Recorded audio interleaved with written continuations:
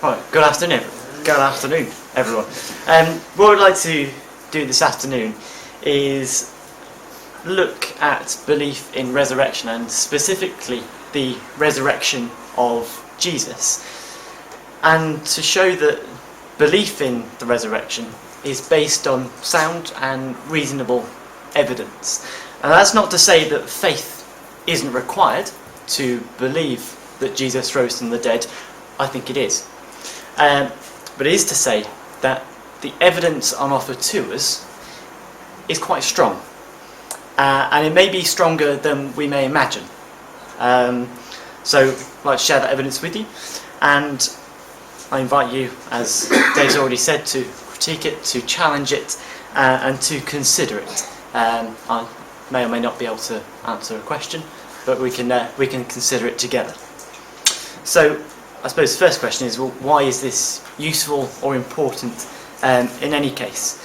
Well, you needn't turn to it at this stage, but Acts 17 verse 31 says this. It's part of Paul, the Apostle Paul's preaching. He's been to Athens and he is preaching to the people of Athens, probably 40 to 50 AD. And towards the end of his speech, this is what he says. God has fixed a day in which he will judge the world in righteousness through a man whom he has appointed, having furnished proof or given assurance or given faith to all men by raising him from the dead. So the Apostle Paul, and he's preaching to the men of Athens, says you can know what I'm saying is true and you can have faith in it.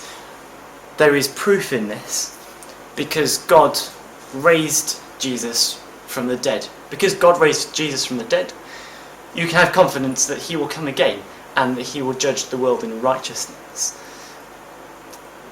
The resurrection of Jesus is central to Christian faith from both the doctrinal or teaching perspective, but also for giving faith, giving confidence to us, as we've seen just there. So we're therefore going to look at the evidence for the resurrection. That's what this is pointing us to. So this is how we're going to do it.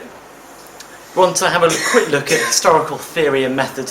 Hope that's not too dull. It'll only be short, but I think it might help us as we come to look at a bit more throughout the afternoon. We want to have a quick look at what sources we have to support the resurrection. And then we're going to sort of put forward 3 points. Number 1, that Jesus was a historical figure, a real historical figure in the first place. Number 2, that Jesus died as a result of crucifixion. And of course, that's important because if we don't think Jesus ever existed or that he ever died, then there's no point in trying to prove that he was resurrected because he was never there in the first place. And finally, of course, that's the main part, that Jesus was raised from the dead. I think it's important that we have a look at some objections. What's the alternative to belief that Jesus rose from the dead? On the basis of the data, of the evidence that we've got, what alternatives are there? And we'll have a think about how legitimate or how much they answer to the evidence. Finally, we will conclude. So, historical theory and method. I suppose the question is, what is history? History relates to things that have happened in the past. And because it's happened in the past, you can't readily repeat it. You can't go and reconstruct the past exactly because it's gone. It's already finished. So how do we know about the past? Well, our knowledge of the past comes from various sources. That's why our next section is called the Survey of the Sources. Those sources might be newspapers in our day. There might be contemporary records, inscriptions, or evidence of things moving. So one day we may have a castle there. The next day there is no castle there. We take from that something has happened to the castle. That's how we do history. We take it from sources, from eyewitness accounts. So what makes a good source? What makes a bad source? Well, ideally, we'd like an eyewitness account. And further to that, we'd like our eyewitness to do the following. We want them to accurately perceive the event, to actually see it. We want them to remember it with some precision. We want them to truthfully state what they've seen and to successfully communicate it to others. If our eyewitness does that, we've got a reasonable chance of knowing what happened in the past. The question is, well, how do we know whether our eyewitness is doing that? How do we know that? Well, I suppose ideally we'd like multiple eyewitnesses from different perspectives who were all the same event, and we would want them all saying the same thing. If you went away today and reported to the same person, and all of you said you heard me speaking this evening, they're probably going to believe you. If a number of you had conflicting reports, they might think, oh, I don't know who was speaking, I don't know where it was. If you've got multiple eyewitnesses, they're all saying the same thing, and they're coming from different perspectives, we can be reasonably sure in general that what they're reporting is truthful. We're talking about something that is purported to have happened about 2,000 years ago. We're talking about the ancient world. And in that world, people, the vast majority of people, couldn't read, let alone write. However, there was a very small proportion of the population that could write. And they were perhaps our ancient historians. And they would draw on eyewitness accounts. They would put all that together and come up with what they thought had happened. The trouble is that all historians and all of us have our own horizons and worldviews. Just to explain what I mean, consider the reporting of a battle. The reporting of a losing side may well be very different to what the winning side thought happened, or perhaps a major event that we see around us. Think about 9/11. The reports might be different from two different sides. The American people will quite reasonably say it was a tragic day in which many innocent people died. You look at it from the other point of view, from the perpetrators, from the jihadists, and they would say these are courageous men carrying out jihad, and successfully, it was a successful day.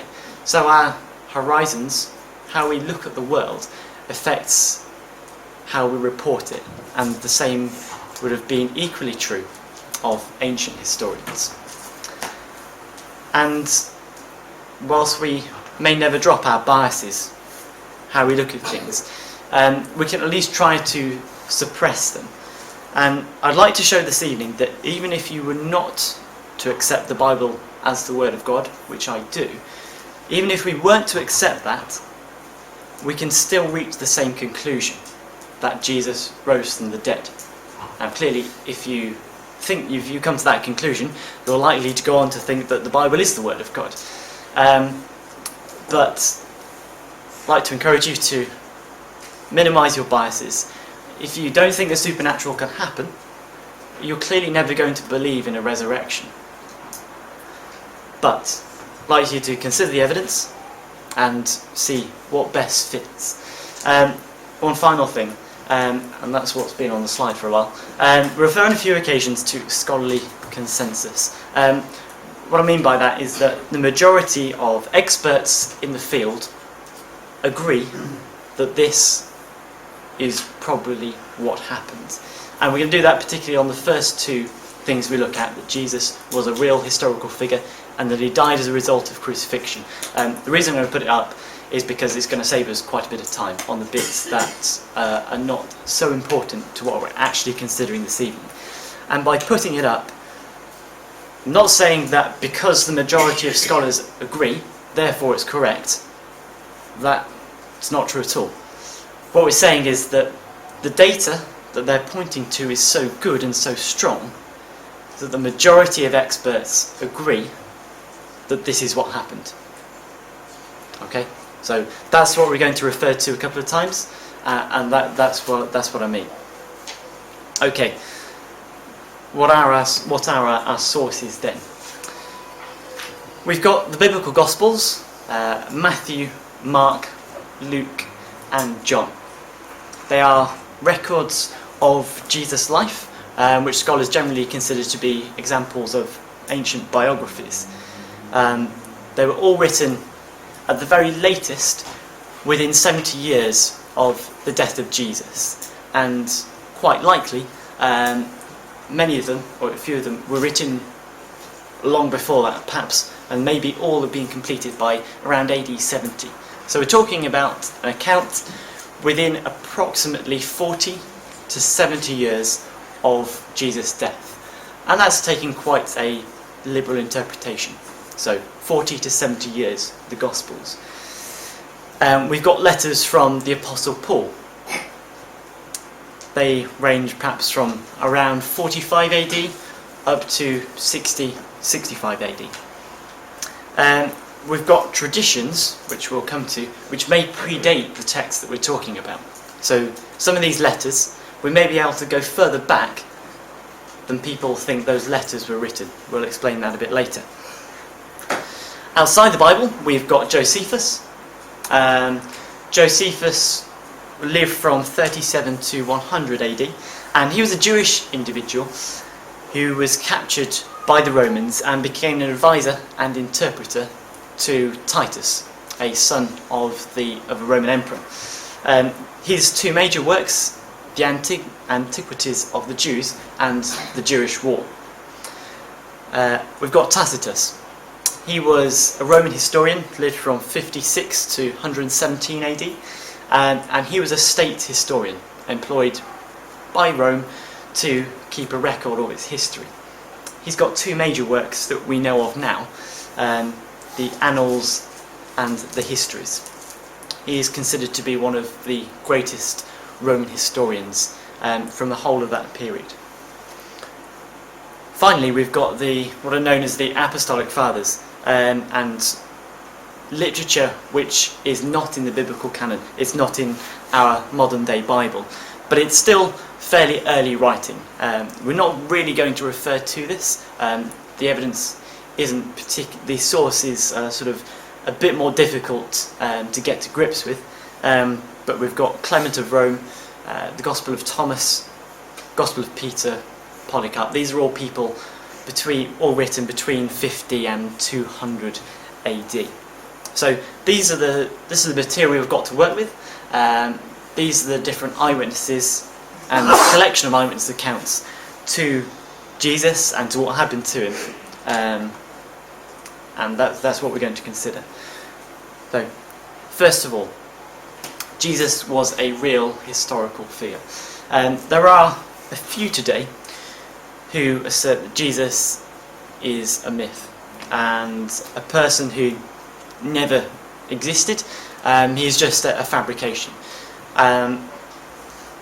As we said, we're going to refer to scholarly consensus on this matter, because to go through the sort of primary evidence would take too long, and I think it is so strong that it's not worth doing at the moment.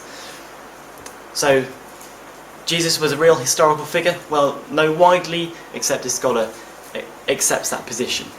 In fact, denial that Jesus existed is being compared to Holocaust denial. The evidence is just so strong that you cannot deny that Jesus existed. He's attested to in a variety of ancient sources. All of the sources that we mentioned in our previous list, they say Jesus was a real person. And here's just a few comments. First one by Rudolf Bultmann. He was a Lutheran Christian scholar. He says, "Of course, the doubt as to whether Jesus really existed is unfounded and not worth refutation. No sane person can doubt that Jesus stands as founder behind the historical movement." Another scholar says, "The total evidence is so overpowering, so absolute, that only the shallowest of intellects would dare to deny Jesus' existence." And finally, this is from an atheist scholar, whether we like it or not, Jesus certainly existed. I think that proves from that, the data behind that, that without a shadow of a doubt, we've got a Jesus who is real and historical. Okay, the next point, I suppose, is that Jesus died as a result of crucifixion. Because if he was raised, he must have died, and we'd like to know what happened to him. The crucifixion is well known to have been one of the most brutal fates available to any criminal in Roman times.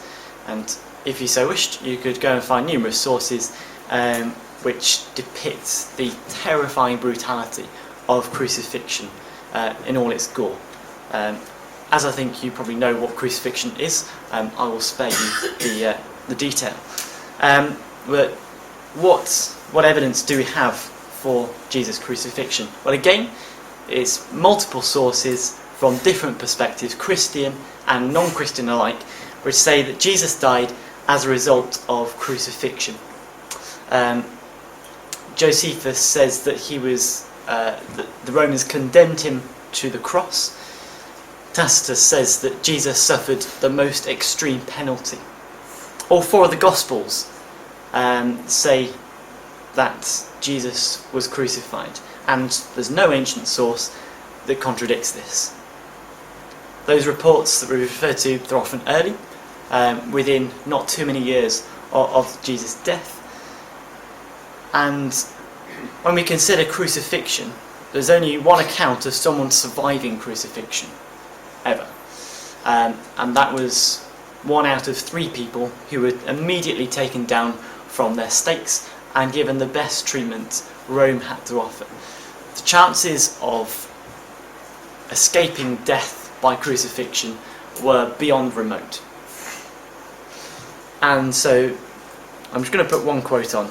Again, it's from Bart Ehrman. He's a fairly well-respected scholar, very well-respected scholar, but he's an agnostic or atheist. And this is what he says: "One of the most certain facts of history is that Jesus was crucified on orders of the Roman prefect of Judea, Pontius Pilate."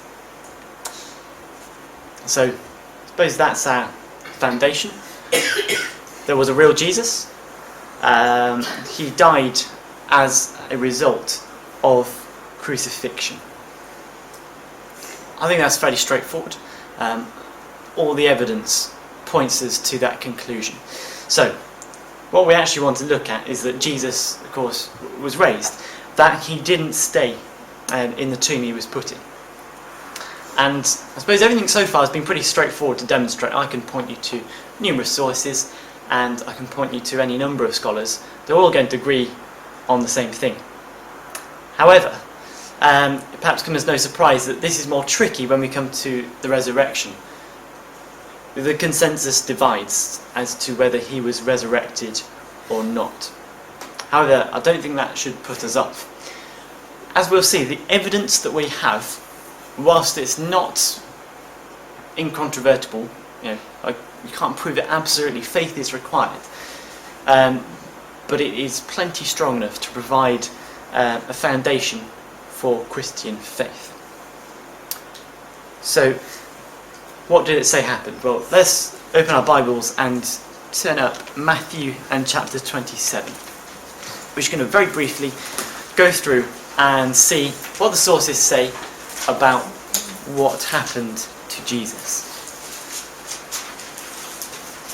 We're going to use Matthew as our sort of base for this. Of course, we've got 4 Gospels and a couple of extra records of what happened to Jesus around the time of his death and after his death. We're just going to stick in Matthew for the sake of time. So, first of all, Matthew chapter 27, verse 35. It says, "Then they, the Romans, crucified him and divided his garments, casting lots, that it might be fulfilled which was spoken by the prophet." So all our records say that Jesus was crucified for death. We've already established that anyway. If you come down to verse 57 of Matthew 27, it says, "Now when evening had come, there came a rich man from Arimathea named Joseph, who himself had also become a disciple of Jesus. This man went to Pilate and asked for the body of Jesus, and Pilate commanded the body to be given to him. When Joseph had taken the body, he wrapped it in a clean linen cloth and laid it in his new tomb which he had hewn out of the rock. And he rolled a large stone against the door of the tomb and departed." Again, this is something that all the gospel sources agree on. Jesus was taken down from the cross and he was put in a tomb, and that tomb had a big stone rolled over it, as was customary in those days. In Matthew, and this is the only gospel that records this, in Matthew, when we go on a bit, it says that some of the Jews wanted to get a watch or a guard set over the tomb. We'll read about that in verse 63. These people come to Pilate and they say, "Sir, we remember while he was still alive how that deceiver said, 'After 3 days I will rise.' Therefore command that the tomb be made secure until the 3rd day, lest his disciples come by night and steal him away and say to the people, 'He is risen from the dead.' So the last deception will be worse than the first." And Pilate says to them, "You have a guard, go your way, make it as secure as you know how." So they went and made the tomb secure, sealing the stone and setting the guard. So this is what happened once Jesus was put in the tomb. It's perhaps what happens after this that is most significant to us. In Matthew 28, we read this. Start of the chapter. "Now after the Sabbath, as the first day of the week began to dawn, Mary Magdalene and the other Mary came to see the tomb. Behold, there was a great earthquake, for an angel of the Lord descended from heaven and came and rolled back the stone from the door." All the narratives agree that women who were close acquaintances of Jesus come to the tomb on the Sabbath day, after the Sabbath day, and find no body in the tomb. All they find is an angel. And in Matthew 28 verse 6 and 7 we find out what happens. Verse 5. "The angel answered and said to the women, 'Do not be afraid, for I know that you seek Jesus who was crucified. He is not here, for he is risen. As he said, come, see the place where the Lord lay. Go quickly and tell his disciples that he is risen from the dead, and indeed he is going before you into Galilee. There you will see him. Behold, I have told you.'" So the women go and report, having been to the tomb, they go and report to the disciples of Jesus, presumably the 12 and those that were with them, that Jesus was raised and that he was no longer in the tomb. And subsequently to that, it's not recorded in Matthew, but it is in Luke and John, that the disciples go and inspect the tomb for themselves. Because, as that next one down says, some of the disciples don't believe that Jesus was really raised. After some further appearances, all of the disciples are eventually convinced that Jesus was raised from the dead. Jesus is taken up to heaven, and what will become quite important later is that finally Paul, a Pharisee, or former Pharisee, who persecuted the Christians, is converted after seeing the risen Jesus. I'm sorry, I was supposed to put these up, but I forgot. So that's what the sources say happened. Briefly, Jesus died. He was put in a tomb. Some women go to inspect the tomb to anoint Jesus. They find the tomb empty, and an angel appears to them and says that Jesus has risen. The women go and tell the disciples. The disciples don't believe what the women are saying. They don't think he's risen. They don't think he was going to rise from the dead. But eventually Jesus appears to them and speaks with them, and Acts 1 says that he offered many convincing proofs or infallible proofs to the disciples that he was raised from the dead. And eventually Jesus is taken up into heaven, and some while later Paul converts to Christ, having had an appearance from him. Okay, that's what is said to have happened. Why can I trust it? That's the question, isn't it? Well, we've got multiple sources. As we said at the start, if we've got some eyewitness accounts, that's all very well, but we'd like a number of accounts all saying the same thing. So if you've got a number of independent accounts all saying the same thing, that Jesus died and rose again, you've got good reason to believe it, because different people are saying the same thing. And a lot of what we have in the Gospels we know is part of an eyewitness account. We've already said that all of these sources are dated to within 70 years of the death of Christ, and potentially they could be all within about 40 years. I want to have a quick look at one of these sources, because I think we can show that one in particular is incredibly early, and it's what we took for our reading. You're going to come across to 1 Corinthians and chapter 15.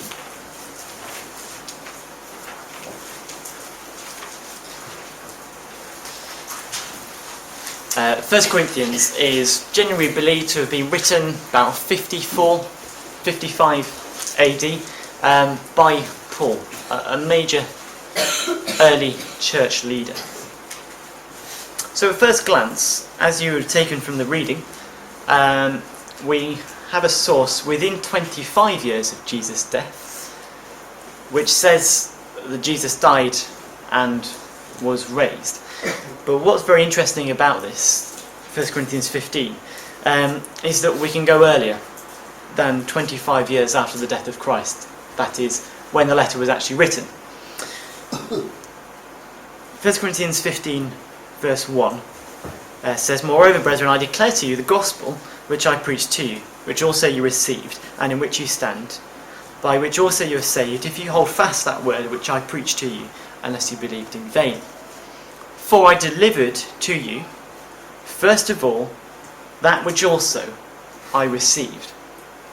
So Paul tells them, I'm about to declare to you something that he has received from another. And the very structure of this text tells us, or prompts us, that this is something that was passed around the disciples, around the early followers of Christ. You can see the way it goes through step by step what happened. And it says Christ died for our sins, he was buried, and that he was raised on the third day, and that he appeared to Cephas. After that he appeared to more than 500 brethren. Then he appeared to James, then to all the apostles, and he appeared to me. There are a number of other things which point us to the conclusion that what is written here is something that has been received, and this is tradition that is much older than 1 Corinthians 15. So earlier than 54-55 AD. Can we be any more precise? Not too much. Paul's conversion is generally dated to between 1 and 3 years of Jesus' crucifixion, and it is generally believed that this tradition, perhaps originally oral, it was just passed mouth to mouth, likely comes from shortly after the crucifixion and supposed resurrection. Most New Testament scholars agree that this tradition comes from about 5 to 7 years, or even earlier, after the resurrection. So that, by modern or ancient standards, is a fantastic eyewitness account. That is something that is almost without comparison in the ancient world. And the fact that we have these multiple sources, and in particular one very early source, indicates that perhaps just first of all this is something we should pay attention to. this is something we should listen to. The next thing to consider is that we've got women as eyewitnesses. And the reason I point that out is because there was a distinctly low view of women in first century Palestine, in fact, in the ancient world in general. And there are a number of different sources which support this from the 1st and 2nd centuries. So the question is then, if there was such a low view of women, which we know about, and what we're reading is just an invention, why would the writer, and all four of the writers, say that the first people to see Jesus were women? There's a sort of an embarrassment factor here in the 1st century, that if this is an invention, it makes very little sense. You're probably going to go for someone male and of importance. That's not what happens. It is women who are eyewitnesses. And this is how one writer put it.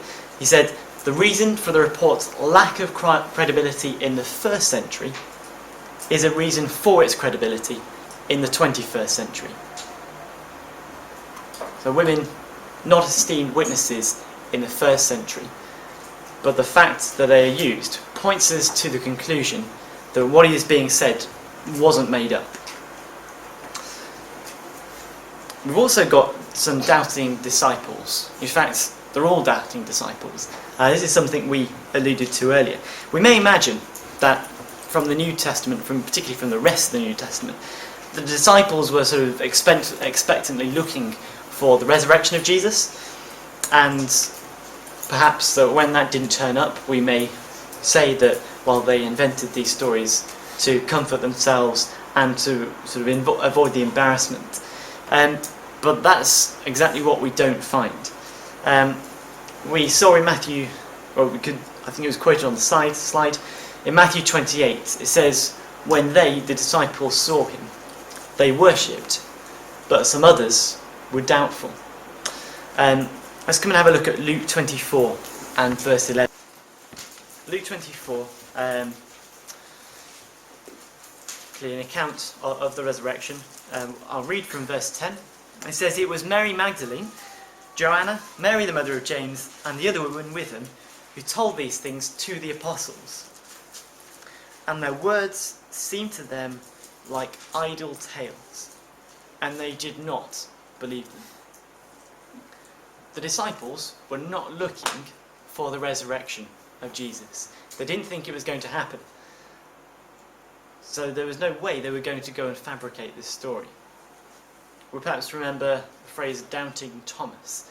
It comes from John chapter 20, when Thomas says, unless I put my fingers into his hands and to his side, into the place of the nails, I will not believe. So these disciples were not just gullible, credulous individuals. They didn't even believe what Jesus had told them, that he was going to rise from the dead. They doubted. And I think that presents quite strong evidence to us that these records are not made up, that there is a lot of truth behind what they say. And further to that, we think of the persecution, the fate of these apostles, these witnesses to the resurrection of Jesus. As you probably know, all of the apostles of Jesus became convinced that Jesus rose from the dead. And this clearly provided hope to them.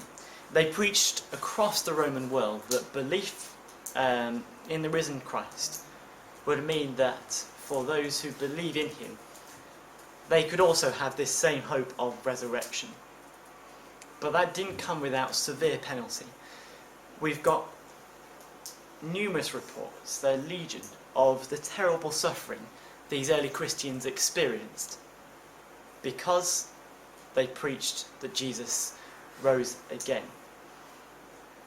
And we can be fairly sure that both Peter and Paul paid the ultimate price in death for preaching that Jesus rose from the dead. And so I think there's a very legitimate question saying, well, why on earth would they have gone through all this if they didn't believe what they were saying, if they had fabricated this, if they didn't have incredibly good reasons to believe that Jesus was raised, why would they continue? And you may respond, well, there are other religions that sacrifice their lives, referred to the sort of jihad at the start of our talk in relation to 9/11. They are sincere believers, and they're happy to sacrifice themselves, but I don't believe they're true. But I think there's a crucial difference between that and between the first century disciples of Jesus.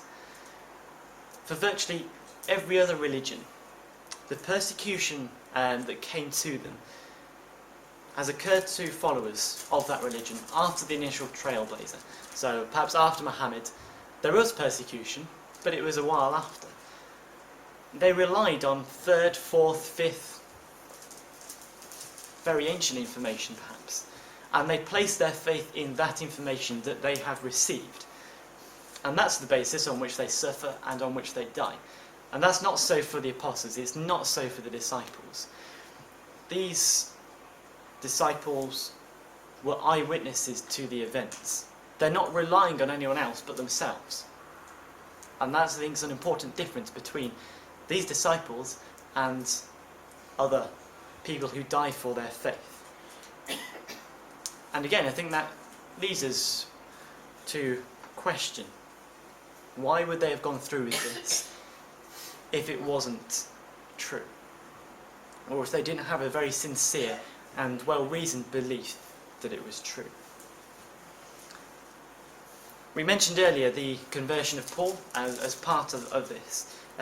Just come across to Acts chapter 9, and we'll just briefly look at the record of what happens to Paul and why I suggest this represents, again, strong evidence for the resurrection.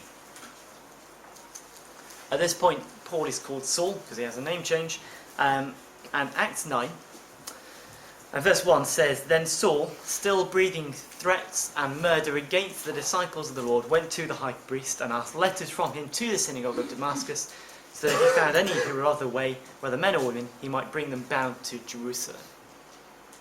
And when we go on, we read that he has an appearance from the Lord, and it's that appearance that changes his life, and it convinces him that Jesus rose from the dead.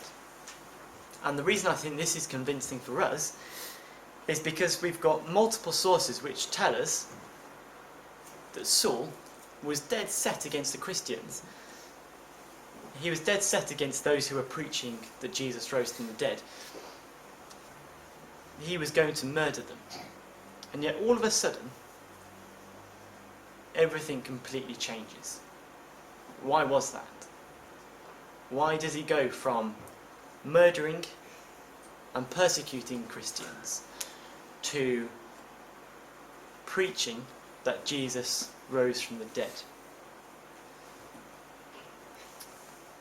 Finally, we've got an empty tomb. Remember at the start we mentioned Matthew chapter 27. It said that the Romans allowed the Jews to set a guard and to set a watch and to seal the tomb. And it was these Jews who most famously opposed what these disciples were preaching, that is, that Jesus rose from the dead. The Pharisees, the Jews, hated the fact that these Christians were getting so much attention by preaching that Jesus rose from the dead. And they were allowed to go and set a guard and to set a watch. They knew exactly where the tomb was. So if this was a fabrication, then why on earth didn't they just go and point to the tomb, bring out the body, and say, well, we were watching this tomb. Here's the body. Why wouldn't they have done that? It would have stopped the Christians in their tracks. They would no longer be able to believe and preach the risen Christ. We've got no record of that. That's just not what happened. We've got an empty tomb. No body in it. No body of Jesus, who it says was put into that tomb. So we've got 6 things which I've presented to you. We've got multiple sources. They all say the same thing. And in particular, we've got one very early source from perhaps 5 years from the death and resurrection of Jesus. We've got the strange phenomena of women as eyewitnesses, which we've shown would have been very unlikely were this not to be true. We've got doubting disciples, which tell us that these disciples were not just credulous individuals who wanted to believe something. They didn't think it was going to happen. We've considered the persecution of faith of the apostles. They were prepared as eyewitnesses to go through with what they believed. We've briefly considered the conversion of Paul, the complete change from persecuting Christianity to preaching Christianity, and the empty tomb. So, what other conclusions could we reach? I'm suggesting to you that this all points us to the conclusion that Jesus did in fact rise from the dead, and if he died and rose again, then there's hope for us. What's the alternatives? Well, there are a number of alternatives. The most common that's put forward is that there was mass hallucination and communal delusion amongst the disciples. Okay, so it essentially suggests that Peter experienced some hallucination, some vision which he thought was real, but in fact was just in his head. And he shared this with the other disciples, and this sharing brought on this guilt and grief in the disciples. And this just led to communal delusion. They all deluded themselves that Jesus had in fact risen from the dead, and it all stems from the suggestion that Peter had some hallucination, or one of the disciples had some hallucination, or in fact that all of them had an hallucination, and that led them to believe that Jesus had risen when clearly in fact he hadn't. Well, I suggest that that doesn't account for the facts. First of all, that hypothesis, that suggestion, has just got no evidence for it. There is nothing in these records, in any source that we have, to suggest that Peter or any of the disciples had some vision which was not real. It's completely ad hoc. The suggestion that it was some vision or hallucination is very challenging, because psychoanalysis, people sort of looking at people's thoughts now, is difficult enough with someone sat in front of you and given hours and hours to diagnose them.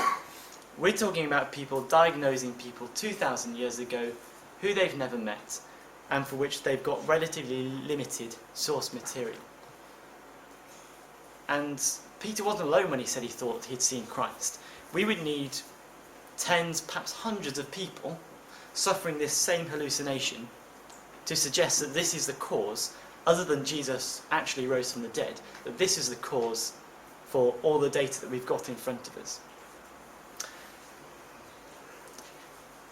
It suggested that perhaps the gospel narratives are too contradictory to be believed, to be trusted as sources, and therefore we can't rely on them. We've got to ignore it. There's a couple of things I think we should mention in this. That first of all, even if we were to accept the premise that these are very contradictory accounts, it doesn't mean that the testimony cannot be relied on. If you think about a witness to a crime, you might have a number of witnesses. Usually, they're all giving different details, but they build up a picture overall, and we take from that Mr. X was the thief in a particular crime. We've got perhaps various accounts as to how the Titanic went down. Some said it snapped in half before it went down, some said it went down whole. There was no disputing the fact that the Titanic sunk. So even if we were to accept that there were differences and genuine discrepancies in the Gospels, it doesn't account for all the data. We've still got a substantial body of evidence in agreement which tells us that Jesus rose from the dead. And having said that, of course, that was accepting that there are in fact contradictions. I would need to consider any alleged contradiction in some detail and see, is it genuine, and is there any variance at all? The next suggestion out of 4 is that this is just complete legend. It has been suggested that the Gospels are completely legendary in nature. They don't report real events. Yes, there may have been a Jesus of Nazareth, but really everything in there cannot be trusted. It's essentially mythical. Overall, you'd just treat this as an elaborate hoax. But again, this view just doesn't work well with the data that we've got. We've got historical bedrock that Jesus died and that he was crucified, and that there were many people saying that Jesus was risen from the dead and that they were eyewitnesses. To suggest that it's just a complete fabrication doesn't account for all the facts of this case. In fact, the only reason I think you suggest it is to get away from the conclusion that Jesus rose from the dead. The final objection is slightly similar to saying that the Gospels are too contradictory to be believed, but the suggestion is that the sources we have about the resurrection are too poor to conclude anything. We referred earlier to Bart Ehrman, an atheist, agnostic, New Testament scholar, and he says the sources are just too late to be relied upon. We've got Gospels from perhaps 70 years after the death of Christ. Again, despite being a prominent scholar, it doesn't account for the evidence. We've shown that there are some eyewitness accounts from perhaps 5-10 years after the resurrection. These are very early accounts.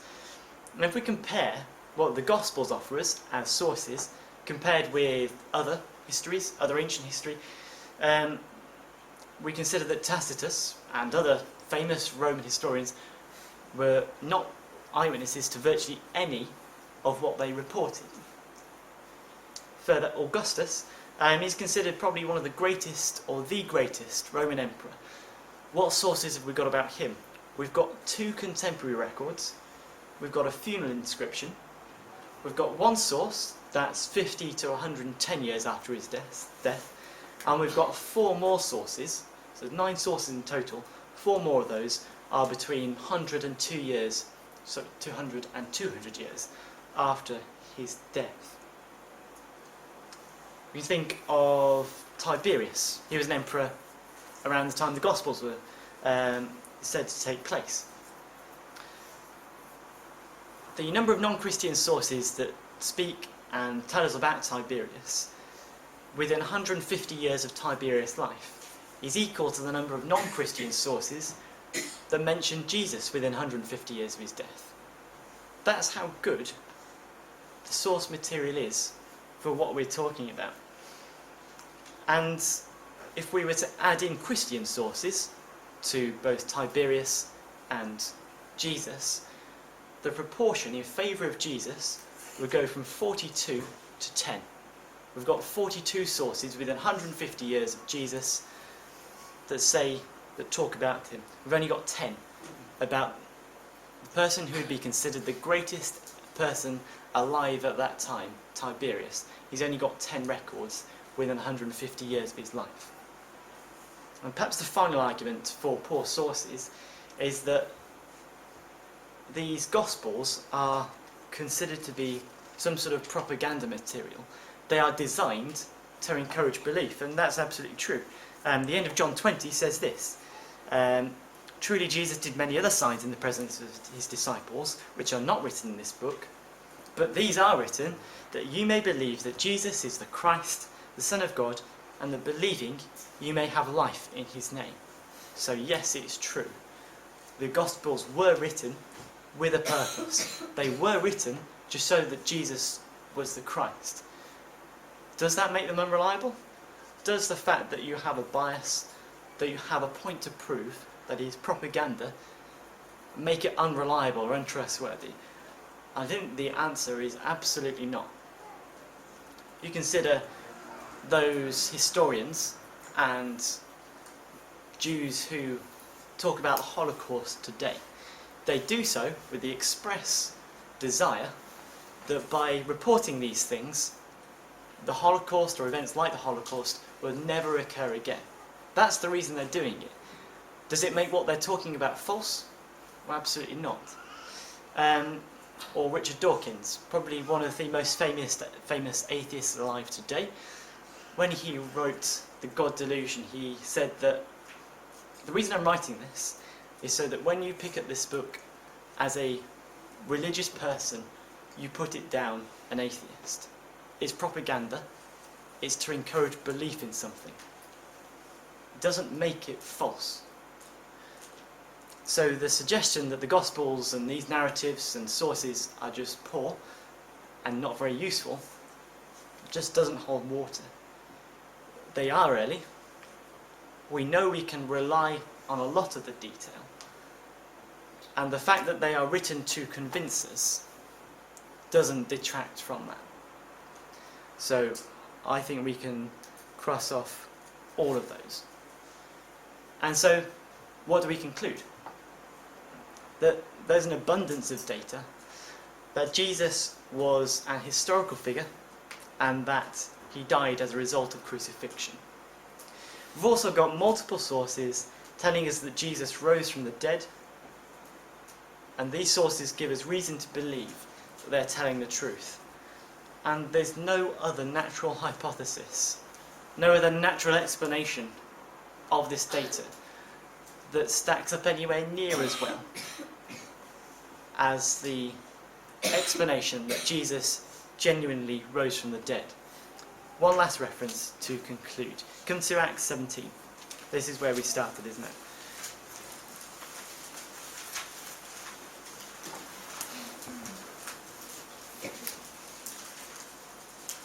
Acts 17.